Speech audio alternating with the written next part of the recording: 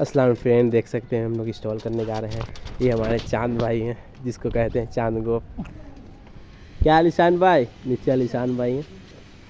ये एसी, एक AC install कर रहे हैं और एक एसी इंस्टॉल करना बाकी है।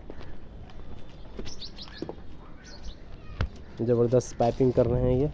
ये सर्विसिंग भी हो गया है, ब्रीजिंग होगा। नीचे लंबा पाइपिंग, नीचे आउटडोर था, ये आउटडोर शिफ्ट करना है। अभी हम कंकरबाग में देख सकते हैं।